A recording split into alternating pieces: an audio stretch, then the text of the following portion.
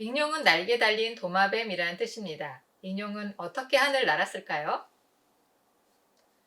람포링쿠스라고 하는 익룡입니다. 날개에 비막이 흔적이 보입니다.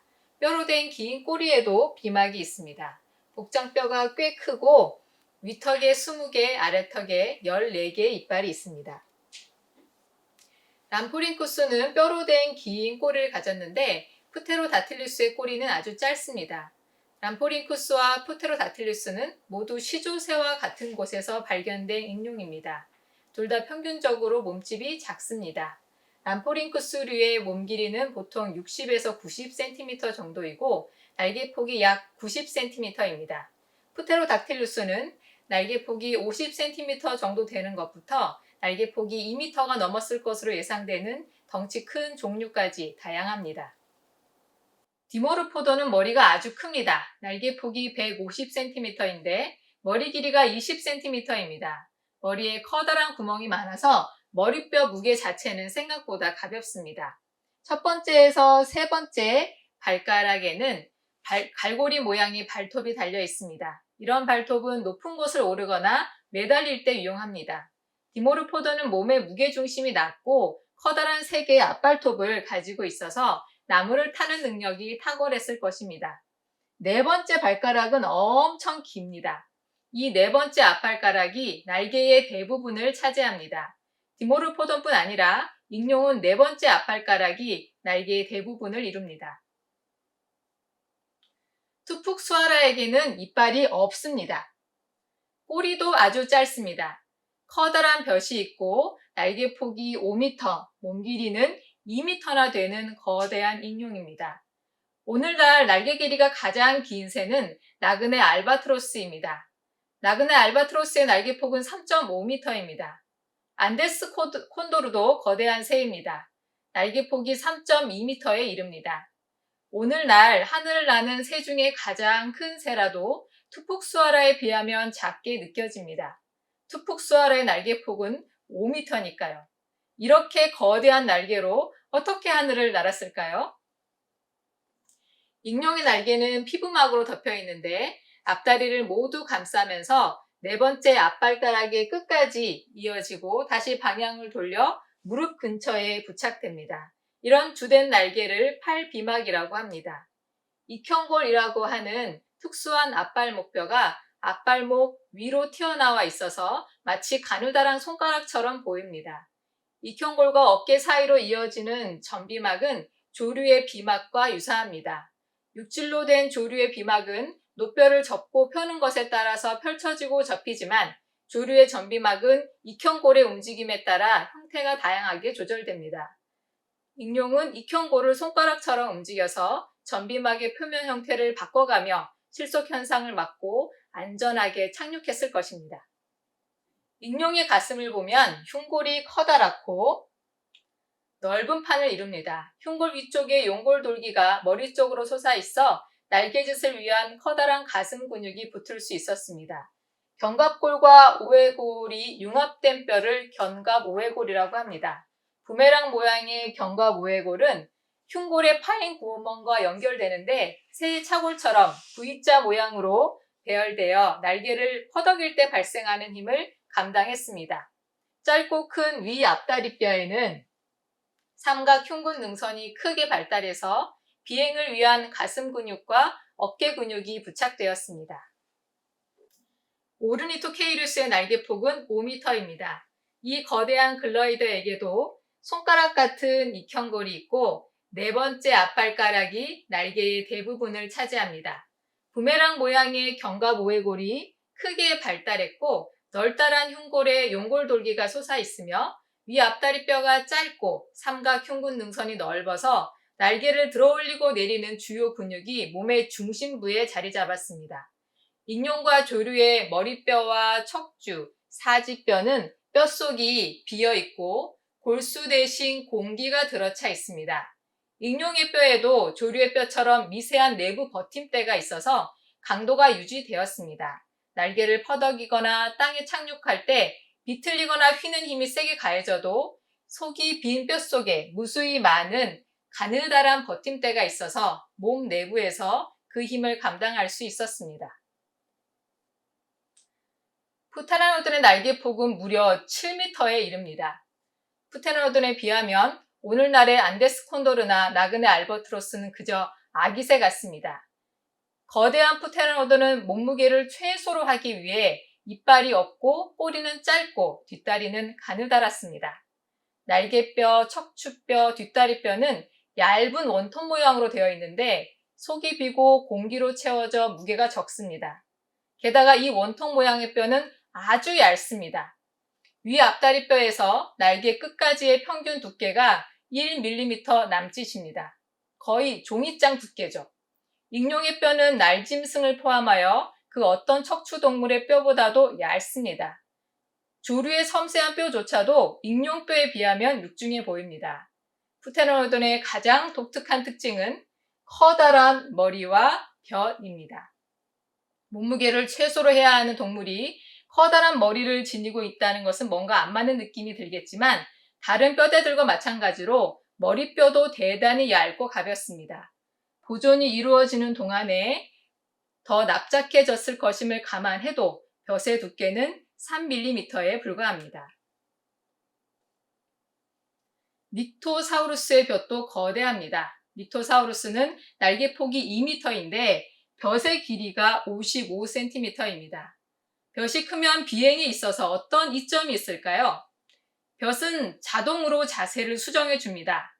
부리가 벼보다 아래로 내려가면 벼은 반대 방향으로 일어나게 됩니다. 벼이 없다면 바람이 불어오는 방향을 향하여 부리를 곧바로 유지하기 위해 특별한 목 근육이 필요할 텐데 이러한 근육은 벼의 무게보다 더 많은 무게를 차지하게 됩니다. 그래서 두께가 얇고 거대한 벼은 오히려 전체 무게를 감소시켜 줍니다. 날개폭이 5m인 투판닥틸루스의 벼은 2절 도화지 정도의 크기이고 아래턱에도 벼이 있습니다. 탈라소드로메우스도 날개폭이 5m인데 이빨이 없고 부리부터 뒤통수까지 커다란 부메랑 모양의 벼이 솟아 있습니다. 조류에게는 반월형 수근고리라고 하는 특수한 앞발목뼈가 있어서 앞발이 구부러지거나 쭉 펴지지는 않지만 회전이 가능합니다. 앞발을 잡뼈 쪽으로 완전히 돌려서 접을 수 있습니다. 조류가 날개를 사용하지 않을 때면 몸통에 대고 날개를 깔끔하게 접어둡니다. 착착착 3단으로 접히는 각 부위의 길이가 적당해서 접은 날개를 몸에 밀착시키고 뒷다리로만 걷습니다. 익룡의 위 앞다리뼈는 날개의 다른 뼈에 비해 상당히 짧습니다. 짧고 튼튼한 위 앞다리뼈에 커다란 삼각 흉근 능선이 있어서 날개를 들어 올리고 내리는 주요 근육이 붙었습니다.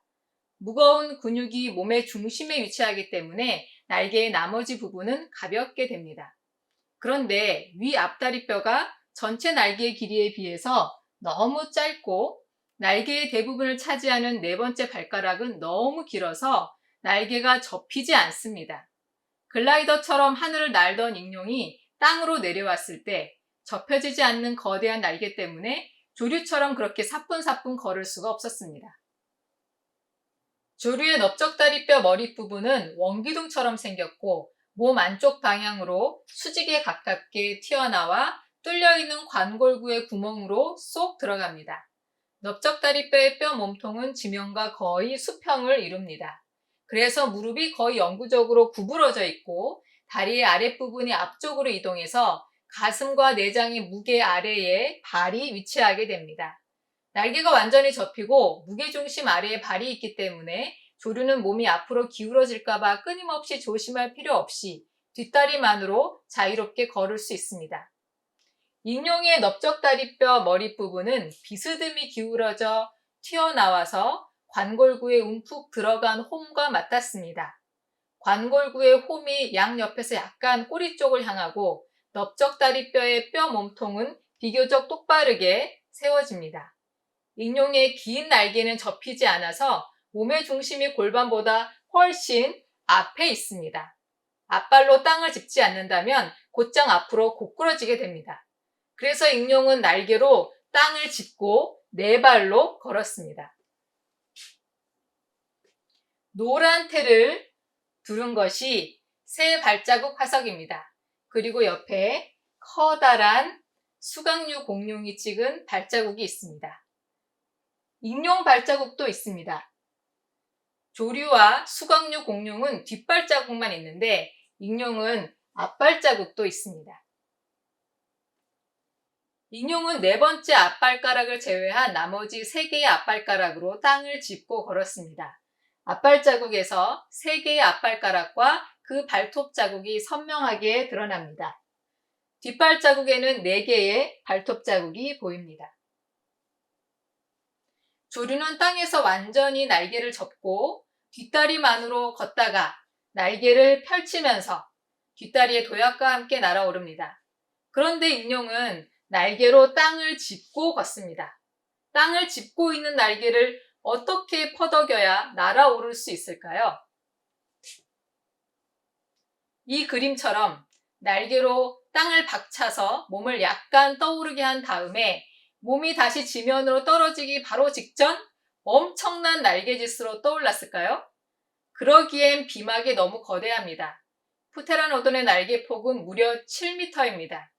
아무리 가슴 근육이 발달했어도 거대한 날개로 땅을 힘껏 밀면서 몸을 지면에서 약간 들어 올리자마자 7m의 비막을 활짝 펼치고 재빨리 휘저 날아오른다는 것은 불가능한 일입니다.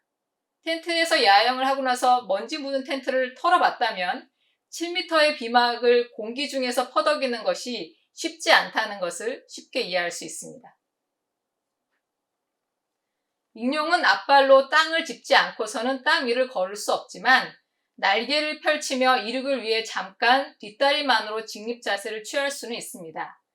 넓적 다리뼈의 뼈 몸통이 비교적 똑바로 세워지기 때문에 몸통을 최대한 높이 세울 수 있습니다.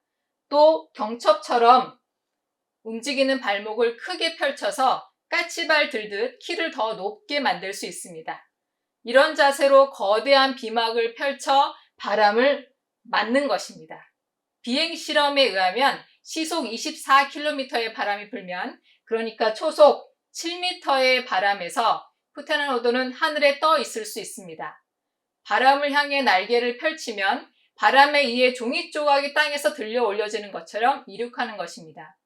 날개짓이 전혀 없다면 초속 7m로 부는 흔들 바람이 필요하겠지만 프테라노돈은 날개짓을 했습니다. 부메랑 모양으로 융합된 견과 모해골, 커다란 흉골에 볼록 솟은 용골돌기, 짧고 튼튼한 위압다리뼈를 가진 프테라노돈은 날개를 퍼덕여 날 수 있었습니다. 그래서 초속 7m보다 더 약한 바람에도 이륙할 수 있었습니다. 다른 거대한 익룡들도 비막을 펼쳐서 바람을 타며 이륙했을 것입니다. 뒷다리와 뒷발목을 펼쳐 몸을 높게 치켜 세우고 익형골을 세워서 전비막을 들어 올리면 날개의 얇은 막이 비행기의 승강타처럼 작용합니다. 유연성이 있는 기다란 네 번째 발가락을 펼쳐서 비막을 최대로 넓히면 바람에 의해 떠오르게 되는 것입니다. 날갯짓이 가능한 최소한의 높이가 되었을 때 날개를 펄려겨 힘차게 하늘로 날아올랐을 것입니다. 그런데 바람에 의존해서 이륙하기 위해 땅에 남아있는 것은 오늘날의 생태계라면 대단히 위험합니다.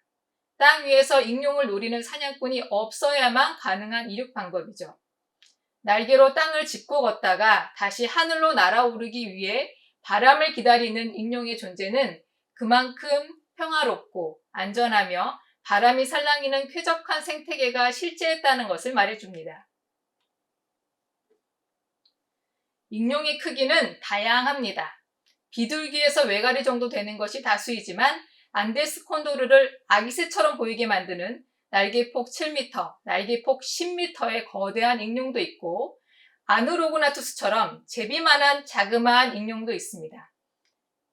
아누로그나투스는 몸 길이 5cm에 몸무게가 5g입니다. 아무리 작아도 있을 것은 다 있습니다. 앞발톱이 3개 있고 네 번째 발가락은 기다랗습니다. 짧은 주둥이에 이빨이 있고 견과 모해골도 크게 발달했습니다.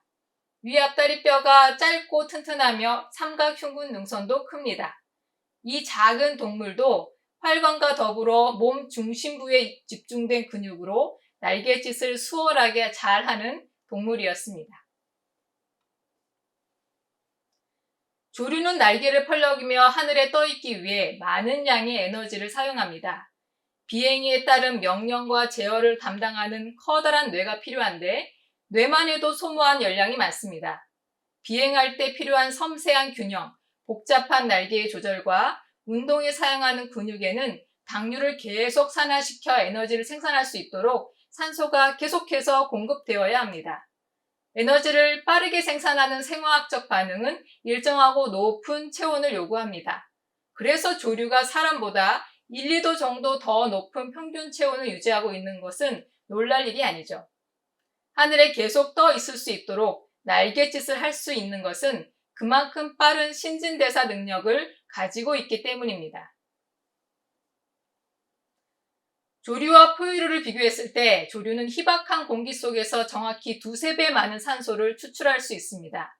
조류에게는 서로 연결된 9개의 기낭이 있습니다. 흉부와 복부의 쌍으로 존재하고 기낭에서 뻗어나온 가는관들이 뼈의 중심에까지 뻗어 있습니다. 기낭들은 폐와 연결되어 있는데 숨을 들이쉴 때와 내쉴 때 모두 폐를 거칩니다. 더욱이 몸속을 통과하는 이런 공기의 흐름은 운동으로 발생한 과도한 열을 식히는 데도 도움이 됩니다.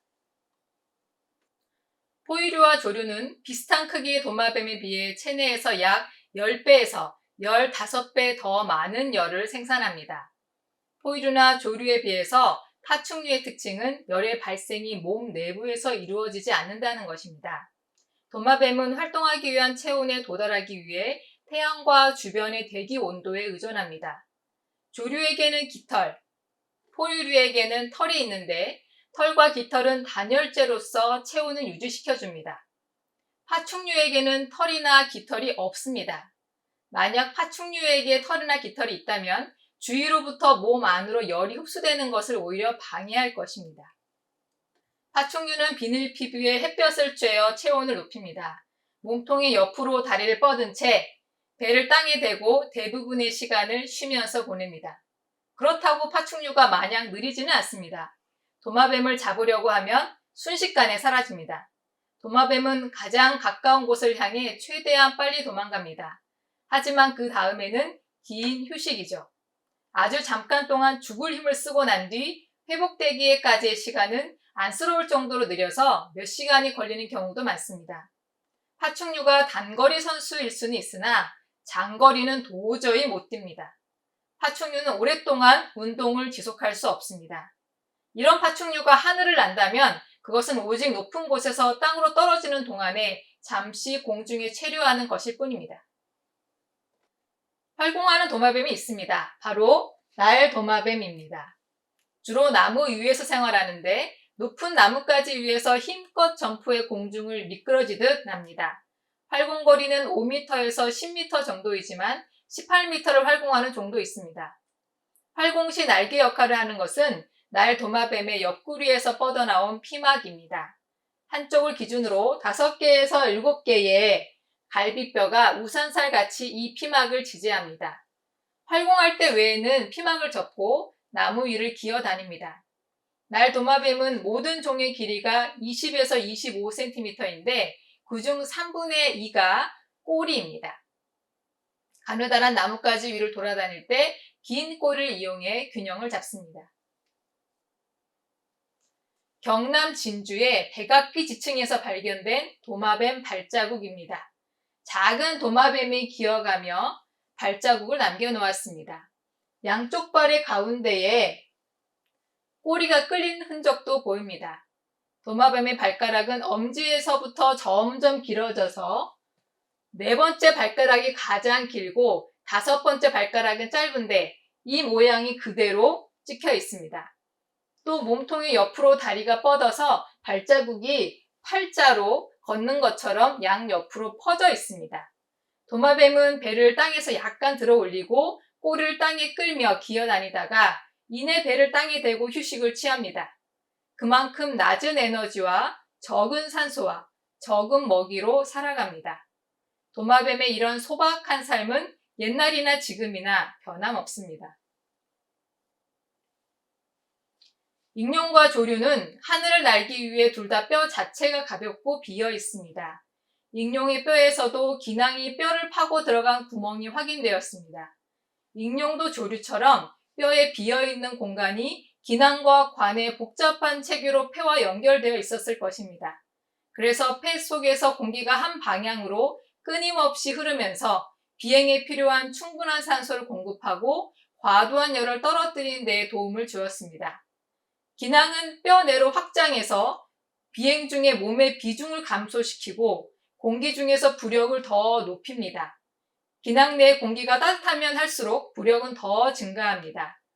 익룡의 뼈는 조류보다 큰데 뼈의 두께가 아주 얇기 때문에 공기가 채워지는 부피가 훨씬 더 큽니다.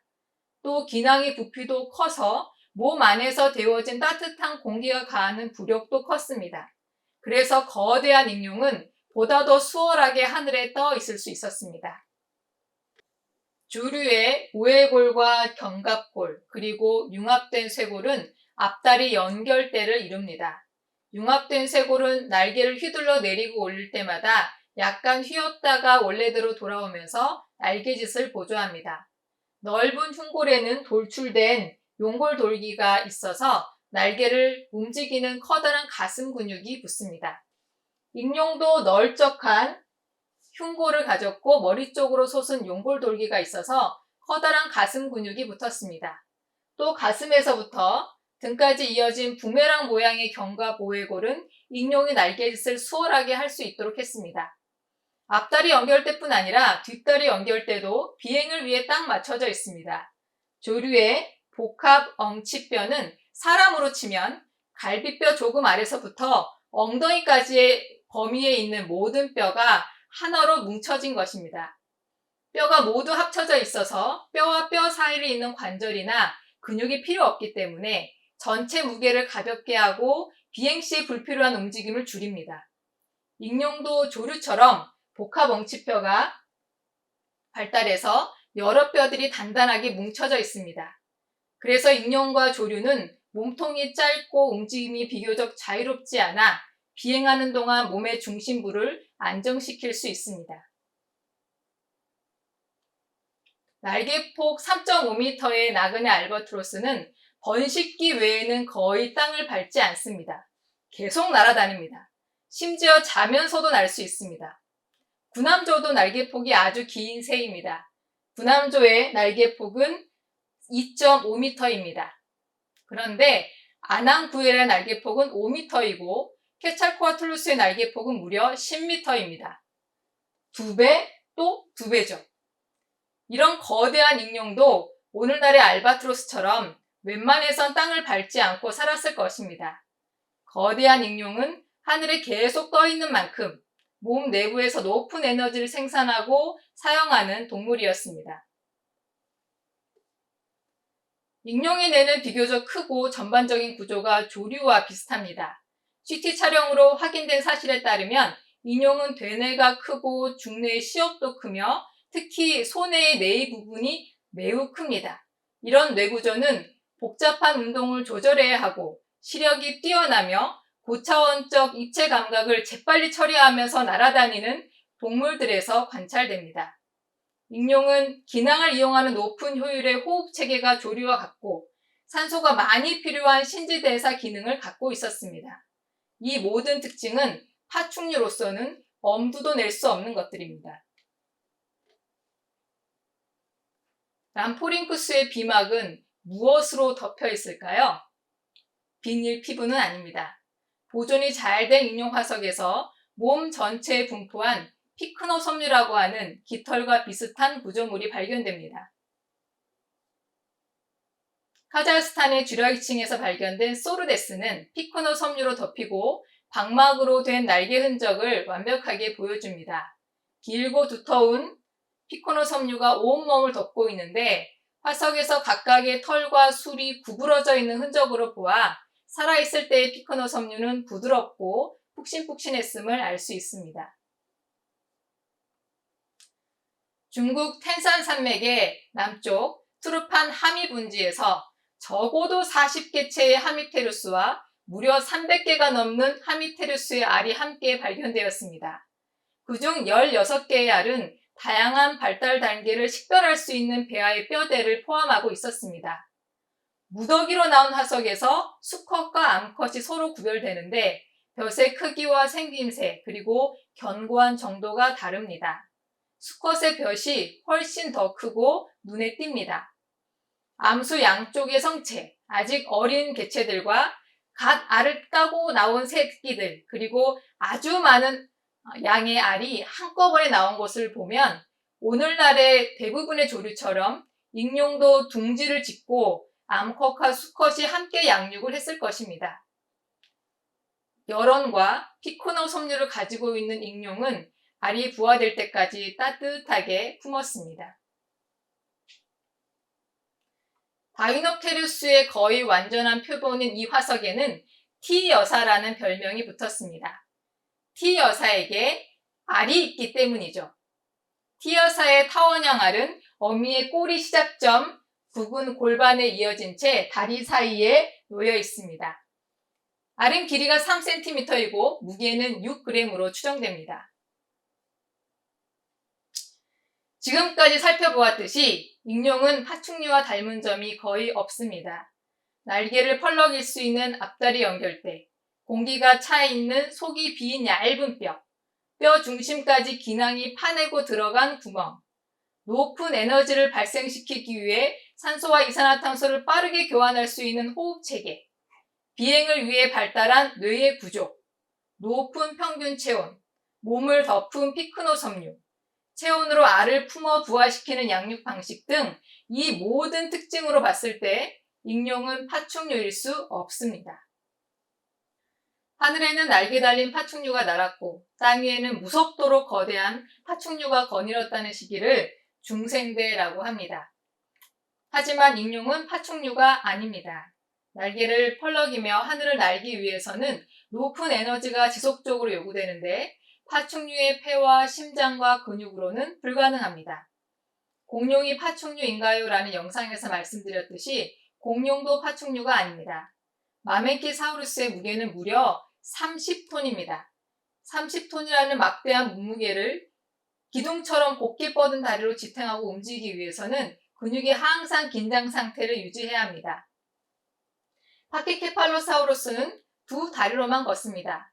상체와 하체가 따로 움직이는 활발한 동물입니다. 파키케팔로사우루스는 비교적 가벼운 편인데 몸무게가 450kg 정도입니다. 트리케라톱스는 머리 무게만 450kg입니다. 이 거대하고 무거운 머리를 들고 몸통을 지면에서 높게 들어 올리고 걸었습니다. 몸통을 땅에서 높게 들어 올린 채 계속 지내기 위해서는 에너지가 지속적으로 필요하기 때문에 엎드린 자세의 도마뱀이나 악어가 이용하는 에너지와 비교 자체가 안 됩니다. 공룡이 포유동물 같은 자세를 취하고 있는 것은 포유동물 같은 생리 기능을 가지고 있었기 때문입니다. 다시 말해 공룡도 익룡도 파충류가 아닙니다. 중생되는 파충류의 시대가 아니란 거죠. 하나님께서는 날개 있는 모든 새를 그 종류대로, 땅의 짐승을 그 종류대로, 가축을 그 종류대로, 땅에 기는 모든 것을 그 종류대로 지으셨습니다. 파충류와 익룡은 독특하고 고유한 특징을 가진 서로 완전히 다른 피조물입니다. 또 하나님께서는 땅의 모든 짐승과 하늘의 모든 새와 생명이 있어 땅에 기는 모든 것에게 푸른 풀을 먹을거리로 주셨습니다. 죄와 사망이 지구에 드리워지기 전에는 육식과 사냥이 없었습니다. 그래서 프테라노돈, 투판다틸루스, 오르니토케이루스 같은 거대한 익룡들이 바람을 맞으며 이륙하기 위해 땅에서 머무는 것이 전혀 위험하지 않았습니다. 이렇듯 평화로운 시대가 있었고 우리는 화석을 통해 그 시대의 일면을 들여다볼 수 있습니다. 다음 시간에는 티라노사우루스와 여러 수각류에 대해 자세히 살펴보도록 하겠습니다. 지금까지 시청해주셔서 감사합니다.